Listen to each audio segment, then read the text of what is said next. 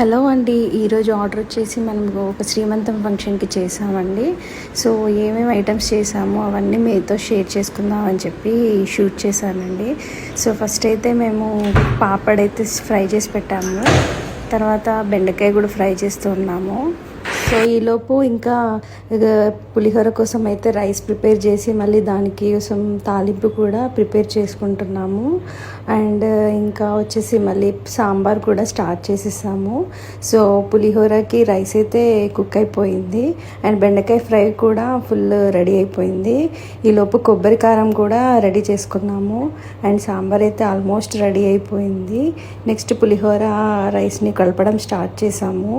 దానిలోకి తాలింపు పులుసు అన్నీ కలిపేసి పులిహోర అయితే మంచిగా కలిపేసాము. అండ్ నెక్స్ట్ వచ్చేసి సో పులిహోర అయితే ఇంకా రెడీ అయిపోయినట్లే. నెక్స్ట్ వచ్చేసి మనం బొబ్బట్లు కూడా స్టార్ట్ చేసేసాం మేకింగ్.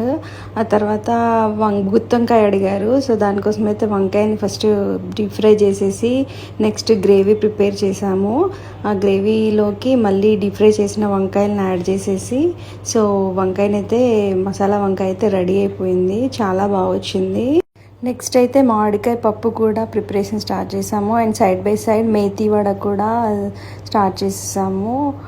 గుత్తొంకాయ ఫైనల్ అవుట్పుట్ అయితే చాలా బాగా వచ్చింది, చాలా టేస్టీగా యమ్మీగా వచ్చింది. ఆల్మోస్ట్ అన్ని ఐటమ్స్ రెడీ అయిపోయాయి. సో మేము ఇంకా ప్యాకింగ్ కూడా స్టార్ట్ చేసేసాము. ఫస్ట్ పులిహోర అయితే బాక్స్లో పెట్టడం అయితే స్టార్ట్ చేసాము అండ్ బెండకాయ ఫ్రై, సో ఎవ్రీథింగ్ ప్యాకింగ్ అయితే అయిపోయింది. సో వైట్ రైస్ కూడా ప్యాక్ చేస్తున్నాము. సో ఇలా మేమైతే అన్ని ఐటమ్స్ ఆన్ టైంలో ఫినిష్ చేసి ప్యాకింగ్ అయితే రెడీ చేసేసి సో ఫైనల్గా ఫుడ్ ప్యాకింగ్ అయితే అయిపోయిందండి.